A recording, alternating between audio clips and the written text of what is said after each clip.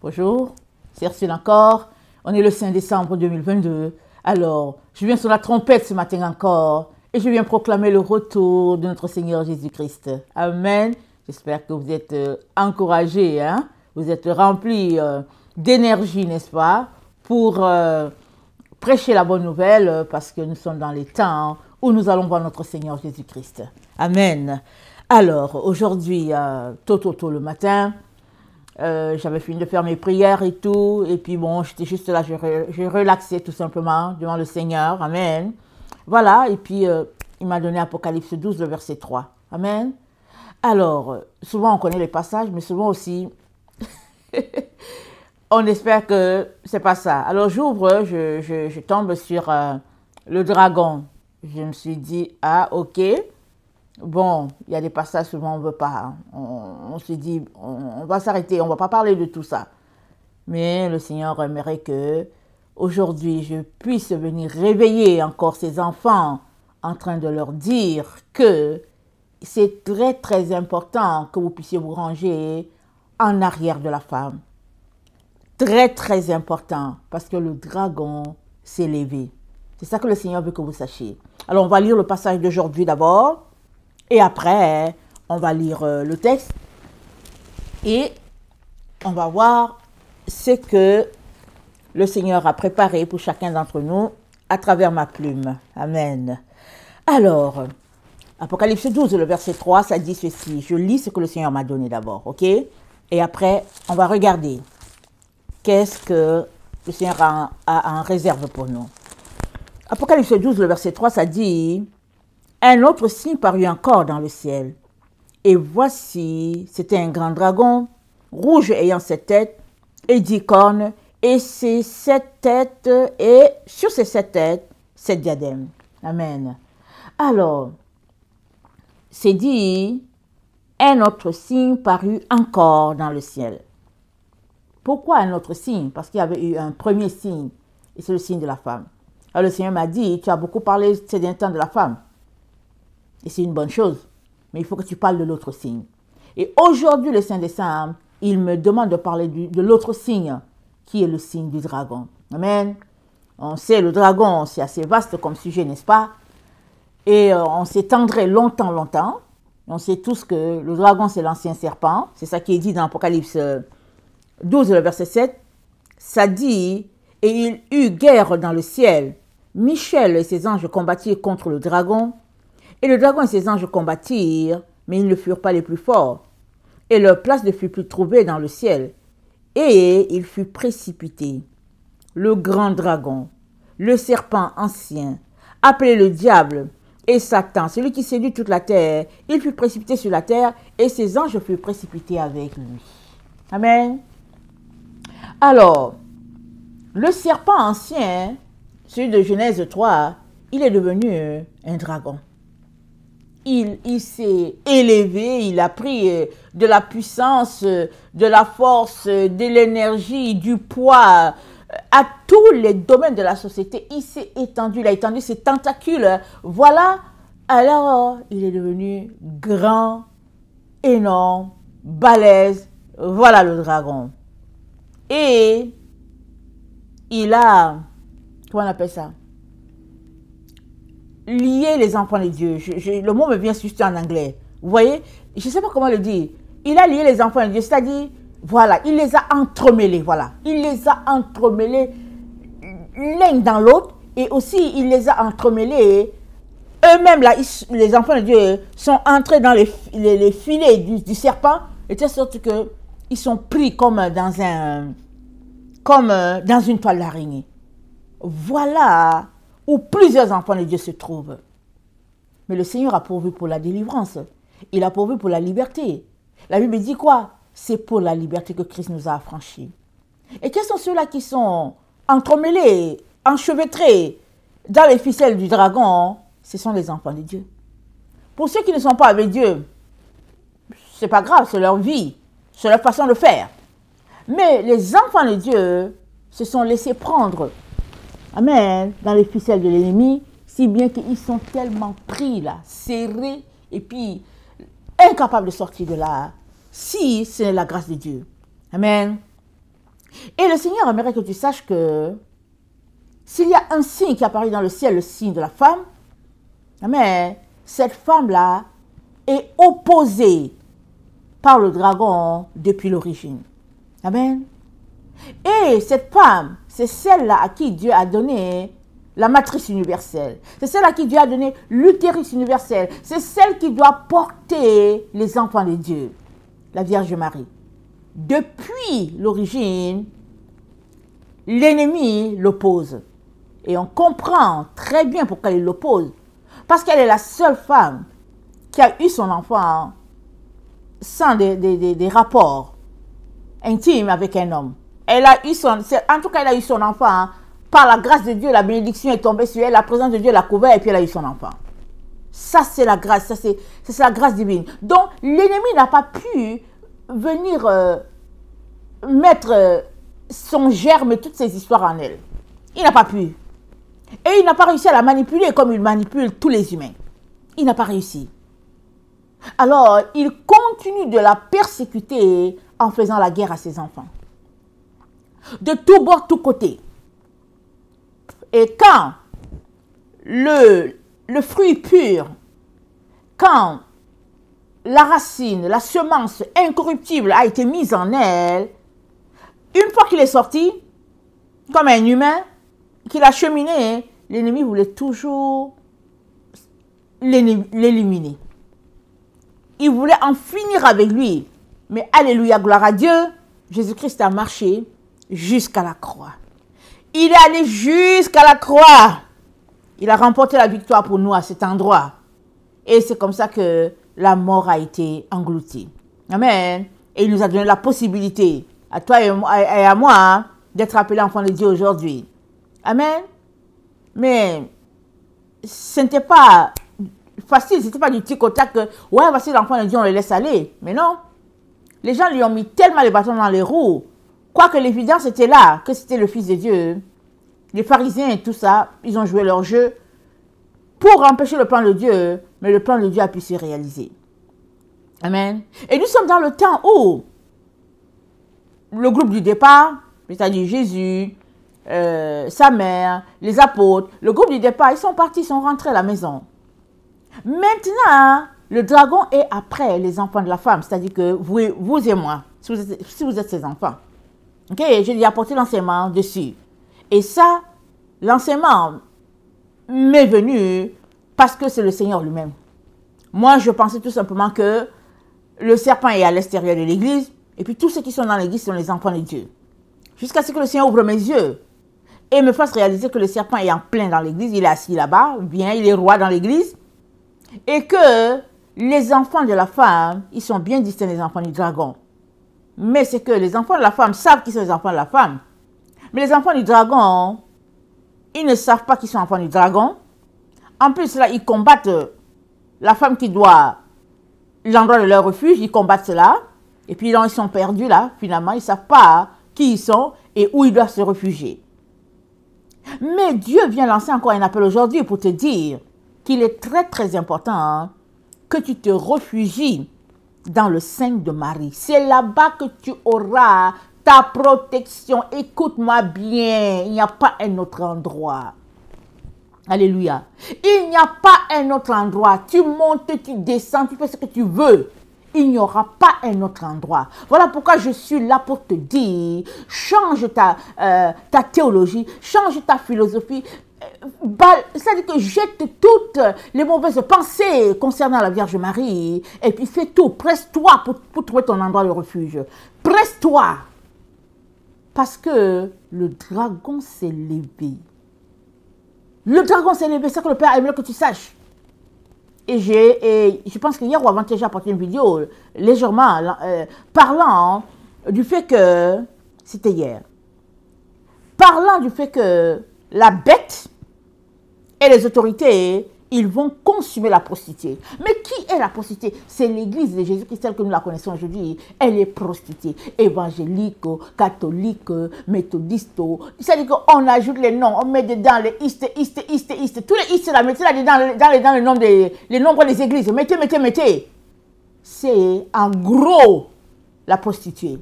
Pourquoi est-elle prostituée? parce qu'elle clame appartenir à Jésus, mais elle marche selon une autre doctrine. Elle a une autre doctrine. Elle n'a pas la doctrine de Christ. La preuve, elle est simple et nette. Dimanche, c'est là que l'adoration se passe. Or, s'il y a une chose que Dieu a martelée, claire et nette, il a dit, observez le sabbat, que ce soit un signe entre vous et moi que vous êtes mes enfants.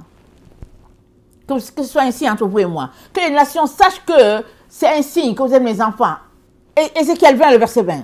Je peux citer d'autres passages, mais ce n'est pas nécessaire. La preuve, elle est prostituée parce qu'elle clame appartenir à Jésus.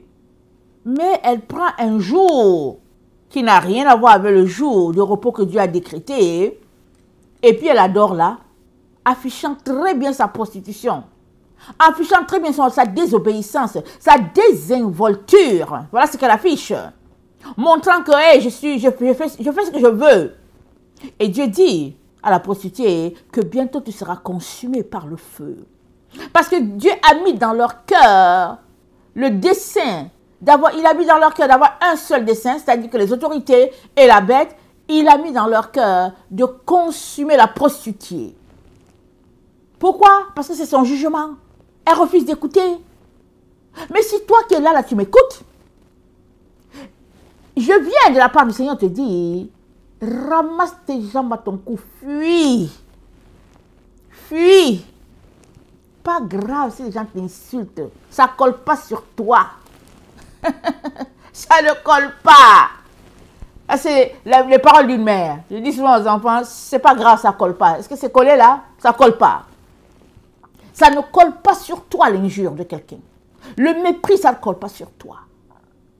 Mais ce qui collera sur toi, si tu continues de traîner, c'est que la mort éternelle collera sur toi.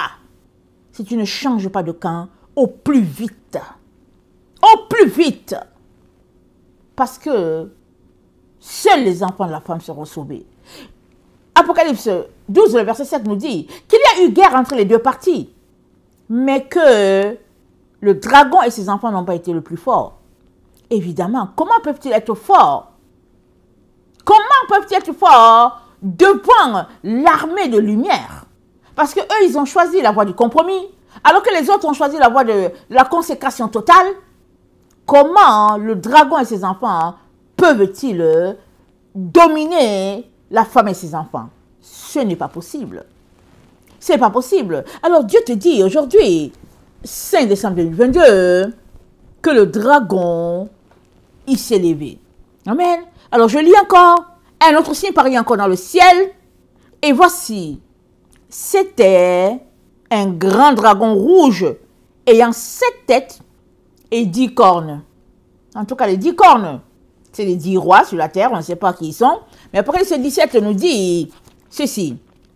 Apocalypse 17 nous dit, le verset 12, les 10 cornes que tu as vues sont 10 rois qui n'ont pas encore reçu de royaume, mais qui reçoivent autorité comme roi pendant 1 heure avec la bête. 1 heure, ça correspond à quoi? Est-ce que c'est 1 heure, 1 heure? Est-ce que c'est 1 heure, 1 an? Est-ce que c'est 1 heure, 1 semaine, 1 mois? On ne sait pas. Mais ils reçoivent 1 heure avec la bête. Ils ont un même dessein et ils donnent leur puissance et leur autorité à la bête. Ils combattront contre l'agneau. Alléluia.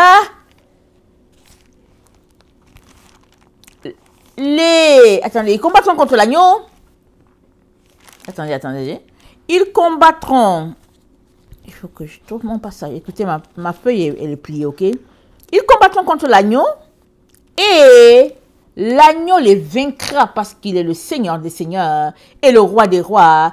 Et les appelés, les élus et les fidèles qui sont avec lui les vaincront aussi. Amen. Ils seront vaincus. Ils seront vaincus. Mais comment? Dieu a le temps de nous faire voir tout cela. Amen. On est sur la terre. Un jour, peut-être c'était en 2016, je pense, peut-être. 2016, peut-être 2018, je ne me rappelle pas. J'ai vu comment une partie de Londres a disparu. Amen. En tout cas, la carte de Londres est devenue petite. Une partie a disparu. je suis sortie du rêve là. C'était terrible parce que c'était tellement vivant que je me suis réveillée. J'ai dit, qu'est-ce qui se passe? Le Seigneur a dit, vous êtes sur la terre, vous allez voir la disparition de plusieurs nations. J'ai dit, quoi? Parce que j'attends à partir, on attend l'enlèvement, n'est-ce pas? On attend l'enlèvement, on attend à être sauvé d'ici, à s'en aller. Et le Seigneur dit, vous êtes ici sur la terre, vous allez voir ça. J'ai dit, quoi? Je lui ai dit, ça veut dire qu'on est là pour longtemps encore. Vous voyez? J'ai dit, on va voir ça. Alors, on est là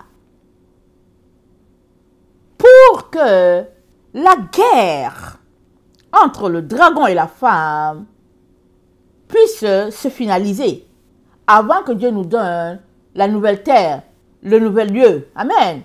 Comme j'ai dit, je ne dis pas que moi j'ai la vérité totale ou bien je ne sais pas ce qui se passe avec les rêves, mais moi dans mon rêve, moi je n'ai pas vu qu'on partait, je ne me suis pas vu envoler. Hein.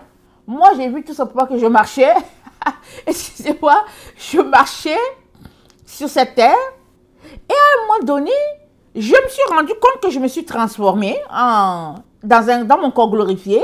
Et après quelque temps, je me suis rendu compte que je me suis retrouvée dans une autre terre. Ok? Ce n'était plus cette terre qui est là. Je me suis retrouvée dans une autre terre. C'est comme ça a fait flip. Comme la pièce d'une monnaie. Vous voyez, une monnaie, elle a deux faces. Alors, sur une face, j'étais là à cet endroit, à cette face-là, là où je voyais tout se passait. Et je marchais. Et je ne sais pas qu'est-ce qui s'est passé. C'est comme dans des films. Et la pièce tourne. Et je me retrouve dans l'autre monde. Je me retrouve de l'autre côté. Mais là-bas, c'était beau, c'était la verdure, il y avait les animaux, c'était extraordinaire. Mais c'était un autre monde. Alors j'ai dit, qu'est-ce qui se passe, Seigneur? Et je venais de vivre l'autre monde. Amen. Alors, comment ça va se passer? On ne sait pas. Mais j'ai déjà fait plusieurs vidéos sur bâtir les murs de Jérusalem. Il est très important que tu saches que tu es ici là pour posséder la terre, pour bâtir les murs de Jérusalem. Et bâtir les murs de Jérusalem, c'est quoi? C'est marcher et vivre selon les commandements de Dieu. Parce que les commandements de Dieu, la loi de Dieu, c'est ça la limite entre notre monde et puis les gens du dehors, n'est-ce pas? Alors, si tu veux te retrouver dans la Nouvelle Jérusalem, il est très très important que tu travailles à bâtir la Nouvelle Jérusalem sur la terre. Amen. Exemple, on va prendre l'exemple le plus simple. Ok, suppose une fille, elle veut se marier. Elle a 18 ans, elle veut se marier, elle prie pour que Dieu lui donne son mari. Mais elle ne sait même pas faire une omelette. Qui va l'épouser? Et puis si elle se marie, mais le mari va la ramener très vite chez ses parents. Il va dire, prenez votre fille, elle ne sait même pas faire l'omelette. Qu'est-ce que je suis en train de dire? Une fille qui veut se marier, elle apprend déjà à la maison à laver les assiettes, à laver le sol, à laver les habits. C'est-à-dire que tu la vois, elle travaille tellement que il y a une tante là-bas dehors qui va dire, ah, en tout cas, cette fille-là, elle travaille beaucoup, beaucoup. Je vais en parler à telle personne parce que je veux leur dire qu'il y a cette fille-là, elle travaille et tout ça. Ou bien, j'aimerais que mon fils épouse cette fille-là parce que vraiment, elle est travaillante. Elle a exercé ses mains. Elle a exercé ses mains. Elle a exercé ses mains au travail. Si bien que finalement, ce qu'elle fait, c'est répandu dans l'air, c'est répandu dans l'atmosphère, ça s'est répandu. Et Dieu s'est souvenu d'elle. Et Dieu a envoyé quelqu'un la chercher. C'est la bénédiction de Dieu. Amen. Mais tu es là. On te dit, bâtis les murs de Jérusalem. Tu ne veux pas. Tu dis que non. C'est quoi ça? Ça, c'est quelle doctrine ça? Les murs de Jérusalem. Moi, je suis chrétien. Je ne suis pas israélite. Ta. Mais, est-ce que tu veux t'arrêter pour chercher à comprendre qu'est-ce que Dieu est en train de dire? Parce que tu es le reflet, amen, de la gloire de Dieu sur la terre. Si Dieu est en toi, alléluia, et il est, amen, il est très important que ce que tu fais soit vu. Ça se répand dans l'atmosphère, dans l'endroit où tu es. Parce que tu es un témoignage. Tu ne peux pas être un témoignage et puis être caché, ce n'est pas possible. Amen. Donc, on est appelé à bâtir les murs de Jérusalem. Alors qu'on marche dans la sainteté, dans la pureté, on bâtit, on bâtit, on bâtit. On bâtit cette terre pour un endroit saint, un endroit pur. En tout cas, on le bâtit vraiment comme le chez nous. Vous savez, quand Israël a été déporté, ils sont allés dans le pays de Nebuchadnezzar, et puis bon, certains étaient là, ils s'asseyaient, ils faisaient rien, ils attendaient que Dieu vienne les délivrer et tout. Une prophétie est sortie, je ne sais pas par la bouche de qui, lequel des prophètes, je ne sais plus. Dieu leur dit, j'ai l'impression que c'est Jérémie. Alors Dieu leur dit, par la bouche de ce prophète-là, il leur dit, bâtissez, mariez-vous, mariez vos enfants, et puis tout ça, et puis quand le temps va venir, je vais vous ramener. Je pense que c'est Jérémie. Pourquoi Dieu leur a dit ça? Parce qu'il ne veut pas qu'ils aient les mains croisées en disant, ouais, Dieu a dit que c'est ça, 10 ans on attend, et puis ils sont là, ils font rien. Ils cultivent la paresse. C'est pareil pour nous. On attend le retour du Seigneur. Comment il va venir? Quand il va venir? De quelle manière? Est-ce qu'on va, on va partir en l'air comme les autres disent? Comment ça va se passer? On ne sait pas. Mais s'il y a une chose que nous pouvons faire, c'est de répandre la vérité autour de nous. C'est de prêcher la bonne nouvelle. C'est de prêcher la vérité aux gens autour de nous. Pendant que nous prêchons la vérité, nous sommes en train de bâtir, alléluia, les murs de la Nouvelle Jérusalem. Et Dieu va faire que nous avons travaillé. Dieu va voir que nous avons travaillé. Il va nous prendre, il va nous mettre dans la Nouvelle Jérusalem. Parce que notre place est là-bas, la Nouvelle Jérusalem. On a travaillé pour cela.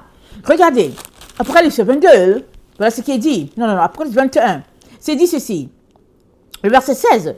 La ville avait la forme d'un carré et sa longueur était égale à sa largeur. Il mesura la ville avec le roseau et trouva 12 000 stades. La longueur, la largeur et la hauteur en étaient égales. Il mesura la muraille et trouva 144 000 coudées, mesure d'homme qui était celle de l'ange. 144 000 coudées, mesure d'homme, ça veut dire quoi? Nous formons, chaque personne sera un mur de Jérusalem. Il va former le mur. Chaque personne sera un poteau du mur là. Chaque personne.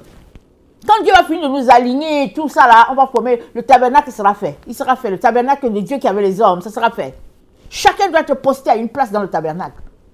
Ça, c'est la révélation que Dieu m'a donnée. Amen. Il faut que tu te lèves. Il faut que tu sortes de ta léthargie. Il faut que tu sortes de ton ignorance. Il faut que tu sortes de toutes les histoires fausses qu'on nous a racontées.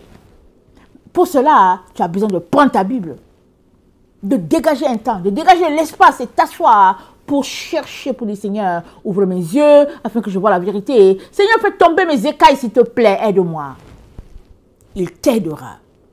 Il t'aidera. Mais si tu restes là pour écouter les spécialistes du retour du Seigneur, je peux te garantir que tu n'iras pas loin. Tu sais pourquoi? Parce qu'il y a plusieurs de la théorie qui sont des théories fausses. Il y a plusieurs qui sont là, ils enseignent, mais ce n'est pas ça du tout. Pourquoi? Parce qu'il y a plusieurs qui ont parlé du retour du Seigneur, qui sont au fait, qui n'avaient même pas de relation avec Dieu, qui étaient versés dans l'Illuminati, la franc-maçonnerie, et puis qui étaient des hommes charnels. Amen. Et ils ont analysé les choses selon leur pensée charnelle. Et nous savons que les choses de Dieu, ça s'explique juste spirituellement. Il n'y a que Dieu qui peut intervenir pour que tu puisses voir. Amen. Ce qu'il te dit spirituellement. S'il ne le fait pas, tu ne vas pas saisir forcément. Amen. Parce que le langage de Dieu, il est spirituel. Dieu est un être spirituel. Amen. Alors, le dragon est là. Il a 10 têtes. Amen. Il a 10 rois. Et puis 7... attendez, c'est 7 quoi? Attendez. On va le dire exactement.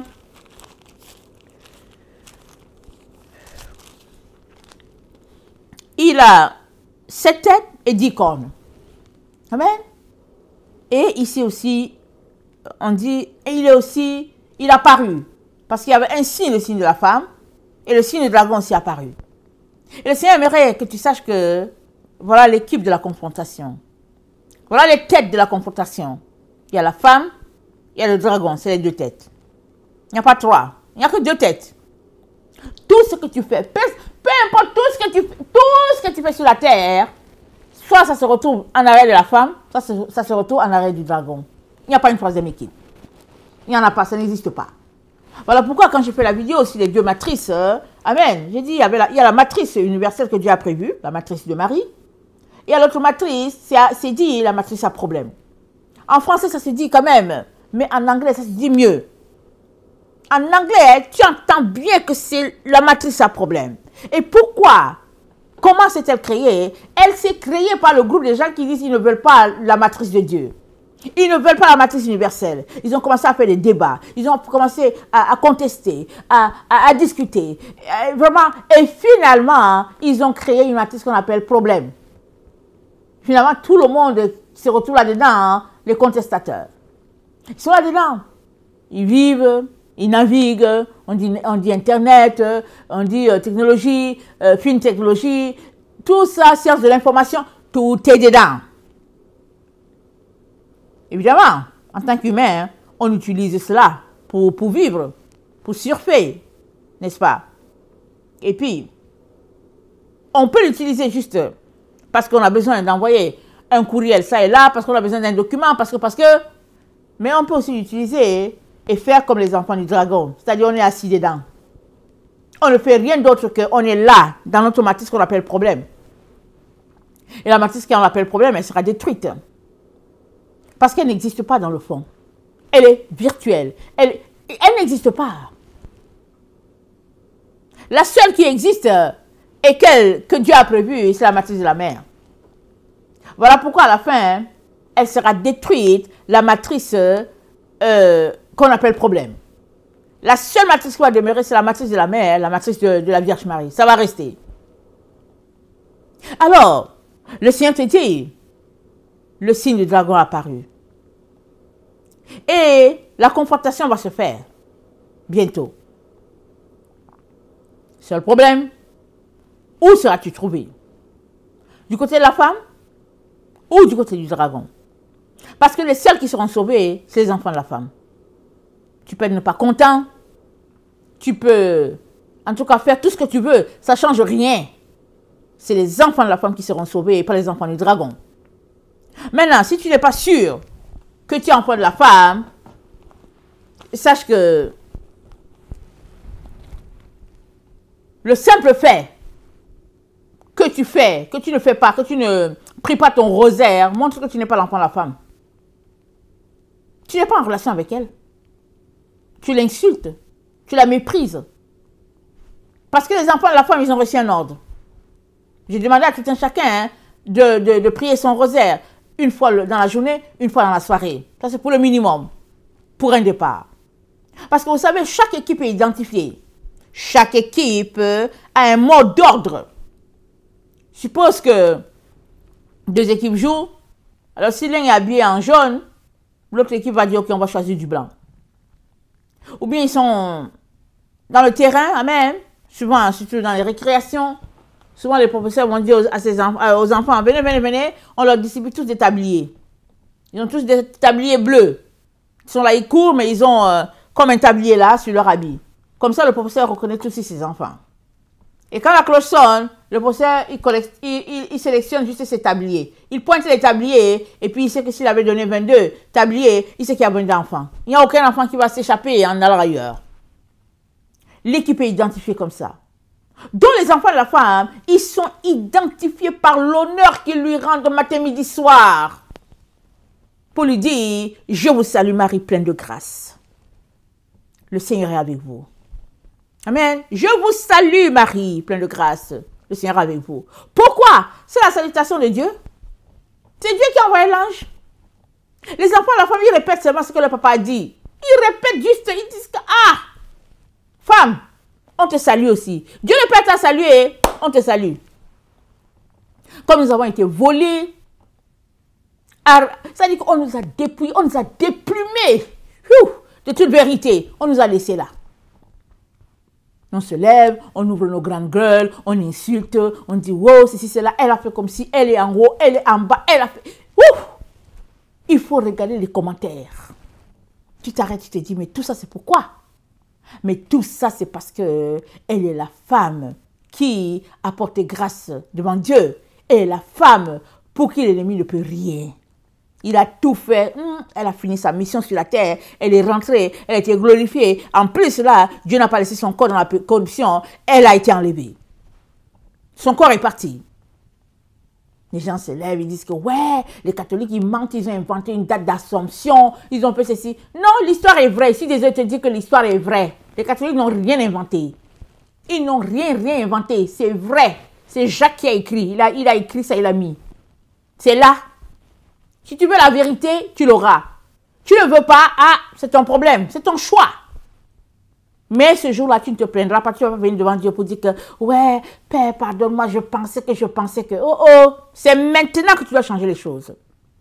Tu dois changer les choses maintenant. Tous ceux qui cherchent la vérité, ils finissent par la voir. Parce que la vérité, elle se tient debout, elle se tient pour elle-même. La vérité, elle n'a pas besoin de conseiller. La vérité, les vérités. Allez, tu l'auras. Mais si tu es là pour débattre, pour dire, voilà, et tu ne l'auras pas. Mais quand on s'arrête devant cette situation-là même, on se dit, mais c'est même quoi le débat concernant cette femme-là? La moindre des choses que toute l'humanité doit donner à cette femme-là, c'est juste de l'appeler grand-mère. Elle vous a donné un sauveur. Le sauveur de l'humanité est sorti de cette femme-là. Mais en retour, on la rabâche, on l'insulte et après on dit, oh Jésus notre Seigneur, Jésus on t'aime. Et puis on insulte l'autre. Est-ce que c'est cohérent? Où est la cohérence? Mais hélas, ne leur parle pas, surtout s'ils s'appellent des protestants. Vous voyez? Ils protestent. Ils ont la vérité. Les intellectuels, ils sont intellectuels comme leur leader, Martin. Martin était pour ça à l'université. C'est un intellectuel ou pas? Un vrai? Donc, il a fourni une thèse. Vous voyez? L'orgueil de l'être humain. Amen. Donc, c'est une parenthèse. Il est très très important que on prenne conscience que il y aura affrontement entre les deux camps. C'est dit, je n'invente pas. Apocalypse 19.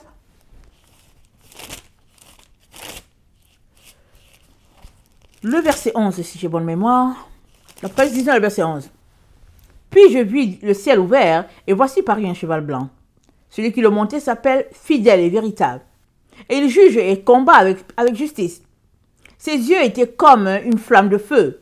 Sur sa tête étaient plusieurs diadèmes. Il avait un nom écrit que personne ne connaît, si ce n'est lui-même. Et il était vêtu d'un vêtement teint de sang. Son nom est la parole de Dieu. Et les armées qui sont dans le ciel le suivaient sur les chevaux blancs, revêtus d'un fin lin blanc pur. De sa bouche sortait une épée aiguë pour frapper les nations. Il les pétra avec une verge de fer. Et il flouera la cuve du vin de l'ardente colère de Dieu Tout-Puissant. Il avait sur son vêtement et sur sa cuisse un nom écrit, Roi des rois et Seigneur des seigneurs. Et je vis un autre ange qui tenait dans le soleil. Je vis un autre ange qui se tenait dans le soleil. Il cria d'une voix forte, disant à tous les oiseaux qui volaient par le milieu du ciel, venez, rassemblez-vous pour le grand festin de Dieu, afin de manger la chair des rois, la chair des chefs militaires, la chair des puissants, la chair des chevaux et de ceux qui les montent, la chair de tous, libres esclaves, petits et grands. Et je vis la bête et les rois de la terre et leur armée rassemblés pour faire la guerre à celui qui était assis sur le cheval et à son armée. Ils étaient rassemblés. Il y a confrontation entre les deux camps. Et le Seigneur aimerait que tu sois trouvé dans le bon camp. Le camp de la femme, parce que c'est là-bas que Dieu a assuré la victoire. C'est là-bas que Dieu a donné la victoire. Et il te dit, accomplis tes vœux envers l'Éternel. Accomplis ta reconnaissance, c'est-à-dire que sois quelqu'un de reconnaissant. Mets-toi juste à être reconnaissant. Fais les prières de reconnaissance pour dire merci à Dieu. Parce qu'un sauveur nous est né. Merci à Dieu pour la femme qu'il a portée. Merci. Vas-y, fais. Parce que tu es reconnaissant, hein? Dieu va ouvrir tes yeux, tu vas voir. Mais si tu es ingrat, tu ne verras rien.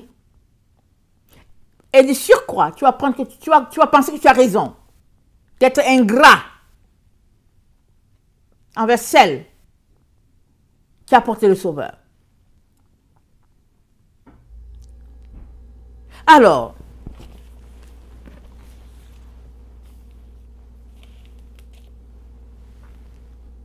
les enfants de la femme, ils seront sauvés, ils seront protégés. Amen. Ils auront la victoire sur le dragon.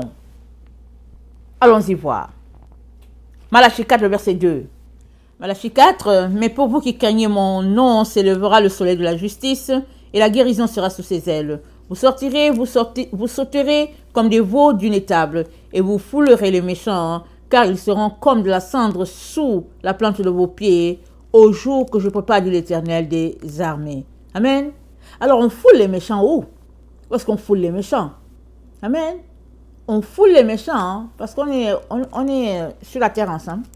Amen. On est sur la terre ensemble. Il y a un groupe qui sera là.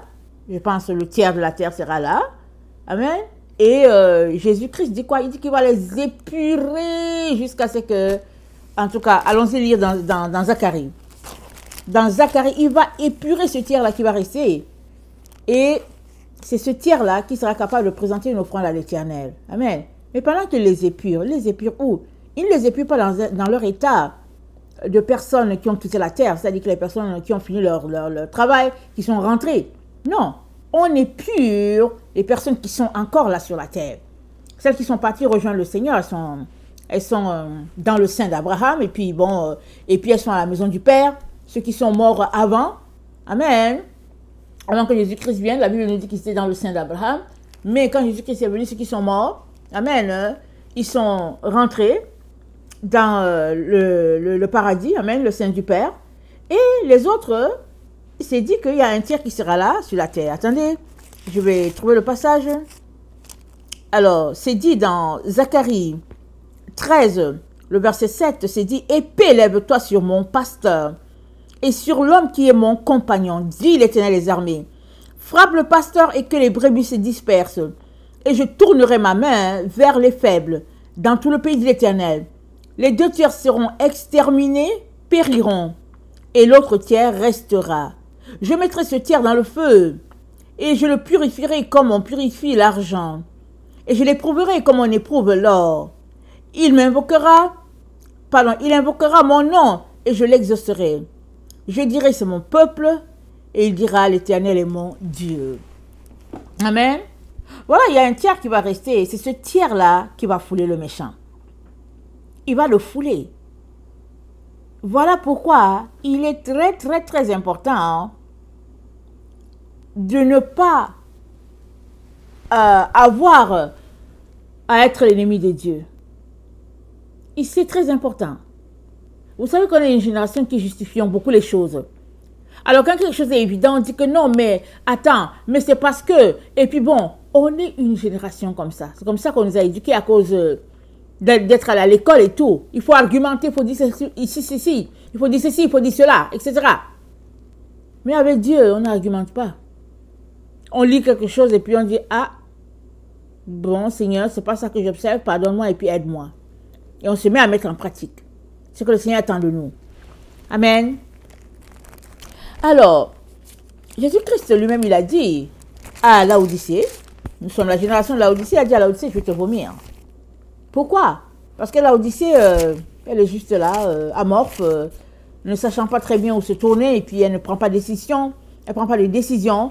Et Laodicée a évidemment mis en place une doctrine qui lui sied, n'est-ce pas? Elle a mis en place une doctrine qui fait qu'elle est confortable, peu importe le nom de la dénomination. Laodicée est à l'aise. Mais notre Seigneur a dit à Laodicée qu'il va vomir Laodicée. Que Laodicée sera vomi à cause de son état de tiédeur. Amen. Et puis, dans Apocalypse 13, le verset 5, on a une information très importante.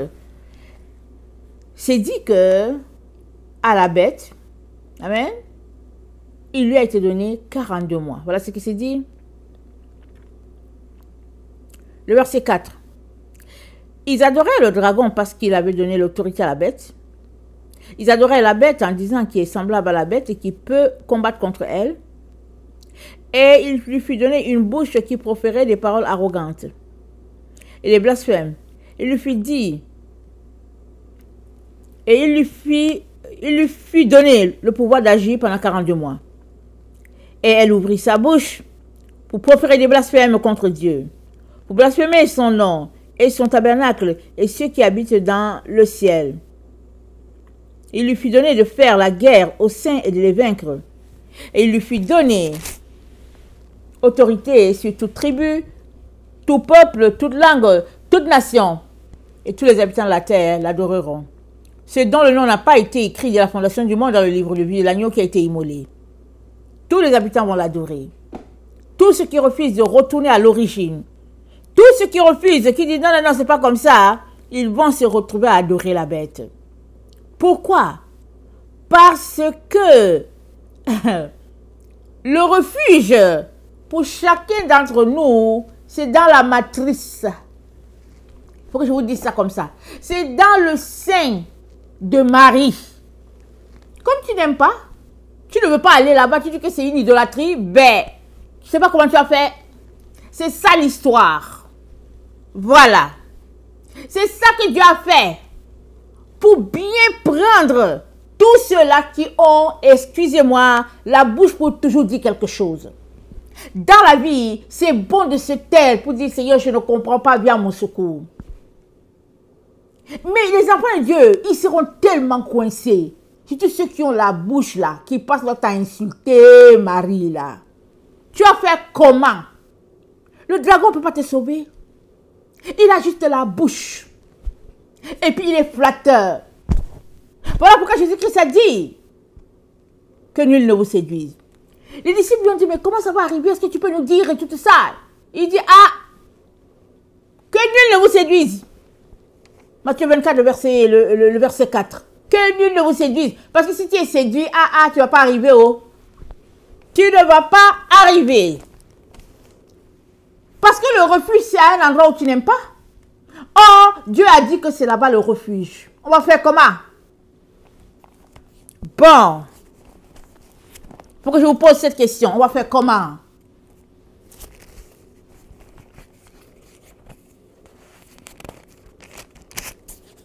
Daniel. Attendez.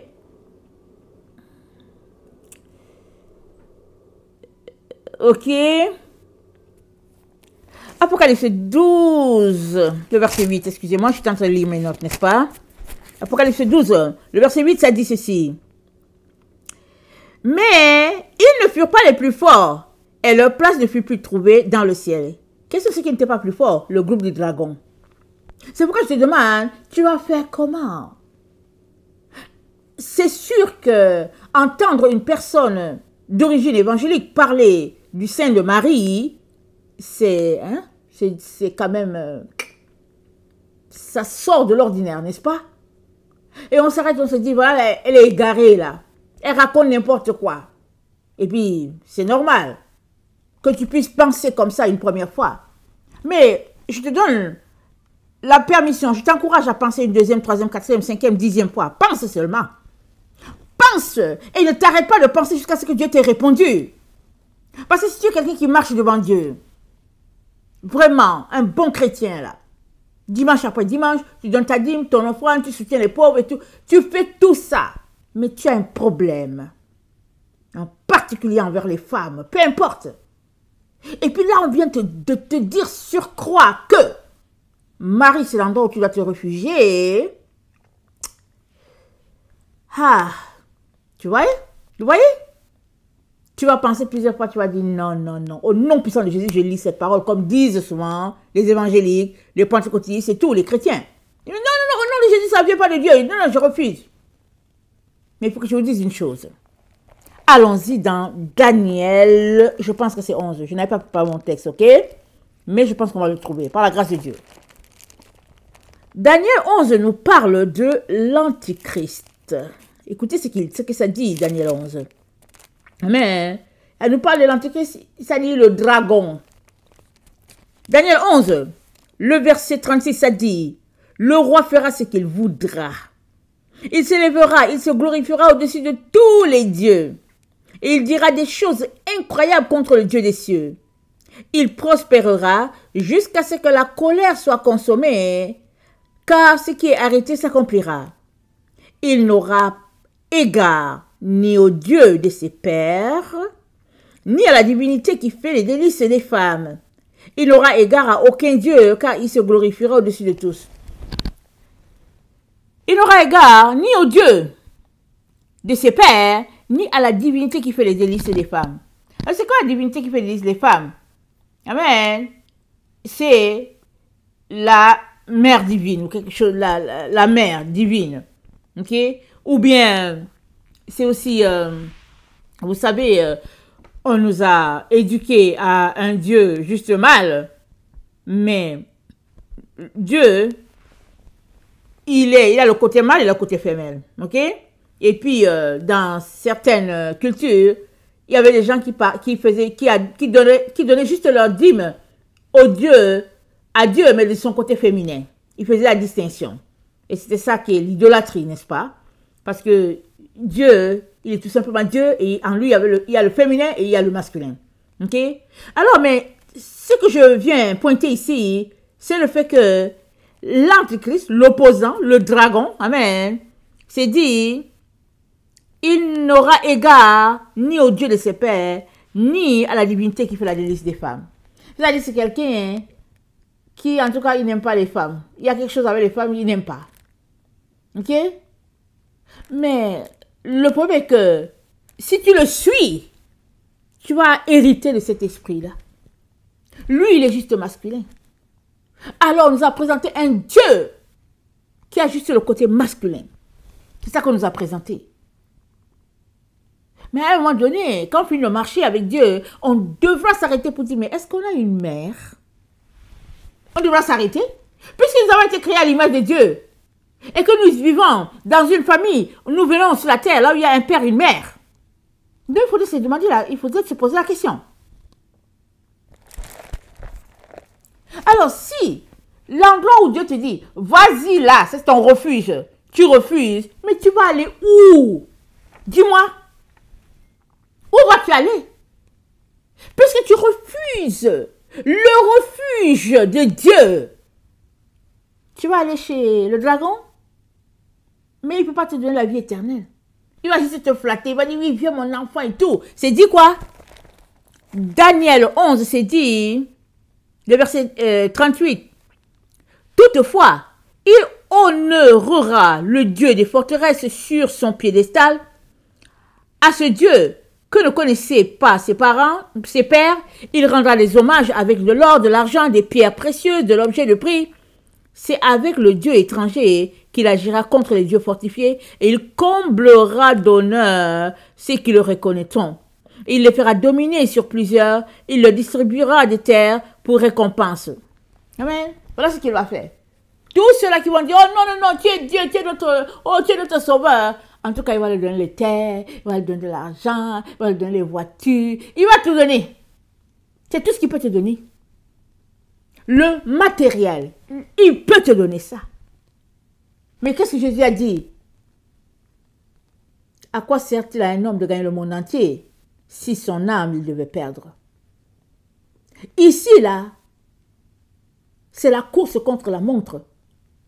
Pour sauver ton âme, l'âme des tiens. Parce que tu peux refuser le salut par Jésus. C'est un fait. Tu peux accepter le salut par Jésus, mais ne pas être prêt.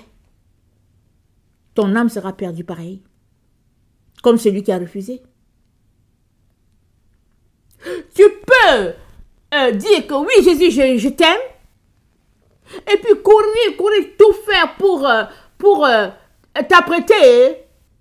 Mais être laissé parce que ta sanctification n'avait pas atteint le niveau.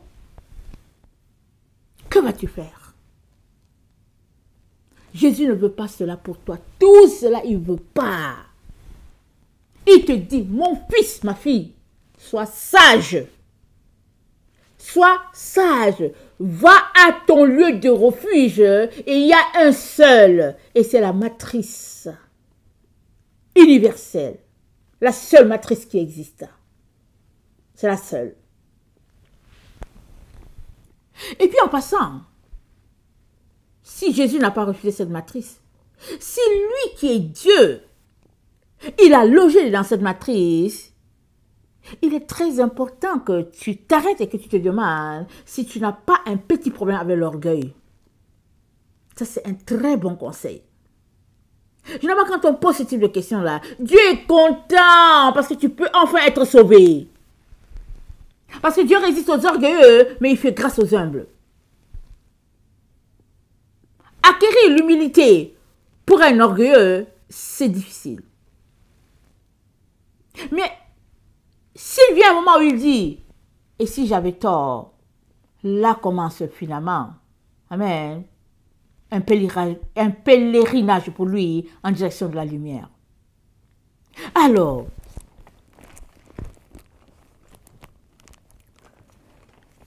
Jésus-Christ nous dit, amen, de sortir de la Odyssée et de prendre une décision. Dans Apocalypse 22, le verset 11, il dit que celui qui est méchant soit encore méchant. Et que le juste pratique encore la justice. Parce que son salut ne tardera pas. Et et puis les deux voies ne vont pas se réconcilier. Il y a une seule voie de bien et l'autre voie, c'est la voie du mal et puis c'est tout. Il n'y a pas une voie au milieu. On nous a éduqués à avoir une voie au milieu. Dès que quelque chose nous arrange, on dit « Hey, je suis avec B ». Dès que là-bas chez B, ça nous dérange, on dit « Hey, je suis avec A ». Et on marche, et puis après, fait quelque chose, on dit « Oh non, je suis avec B ». C'est tout ce qu'on fait. Parce qu'on veut toujours avoir raison, on veut toujours gagner. Et puis on est là, en train de tourner sur soi-même. Mais le Seigneur aimerait que on puisse marcher de la bonne manière, la manière que lui, il a établie. Amen. C'est ça qu'il aimerait pour chacun d'entre nous. C'est un principe de vie. Amen. Alors, donc 42 mois ont été ajoutés, mais c'est à partir de quand? Je vous dis une chose, moi je ne sais pas, n'est-ce pas? Personne ne sait. Mais quand je calcule les 42 mois, je pars du moment où le président français a donné l'annonce, amen, pour dire que c'était confinement sur toute la terre. Vous vous rappelez quand il a dit ça? Il a dit ça le 17 mars 2020. On avait entendu qu'il y avait quelque chose qui se passait du côté des provinces asiatiques, mais bon, c'était comme, bon, c'était souvent en sourdine. Mais c'est lui qui est venu le 17 mars 2020 dire que, ben voilà, tout est fermé, et puis bon, voilà, il y a une maladie, et puis donc je parle de cette date. Amen. Je peux me tromper, n'est-ce pas? Parce que ce n'est pas Dieu qui m'a donné la date. Je peux me tromper. Mais si on partait du 17 mars 2020, amen, on approche de la fin de ce temps-là pour que le 42 mois puisse commencer. Amen. Alors, est-ce que c'est ce 42 mois-là, juste après que les premiers 42 mois auront passé? Je ne sais pas. Tout ce que je sais que le Seigneur m'a dit, il m'a dit, voilà un autre signe qui est aussi là. Et c'est d'actualité. Il faudrait en parler. Alors, je viens vous en parler. Alors,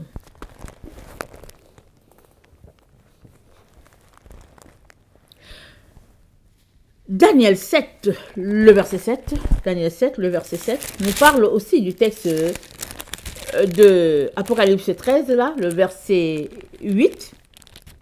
Amen. Apocalypse 13, le verset 8 dit que ceux qui n'ont pas leur nom écrit dans le livre, depuis la fondation du monde, ils vont adorer la bête. Et j'ai pris l'exemple de toutes ces personnes-là qui refusent l'adoration telle que Dieu le réclame, qui refusent honneur à celle-là même que Dieu a choisie. Ça, c'est un péché. Pas parce que c'est elle, c'est un péché. Peu importe envers qui tu es, tu n'es pas reconnaissable. C'est un péché. Que ce soit un enfant de 6 ans, que ce soit une personne de 72 ans, peu importe, on est appelé à être reconnaissant. C'est la marque de Dieu, c'est la marque des enfants de lumière. Alors, Daniel 7, le verset 7 nous retrace un peu cette situation.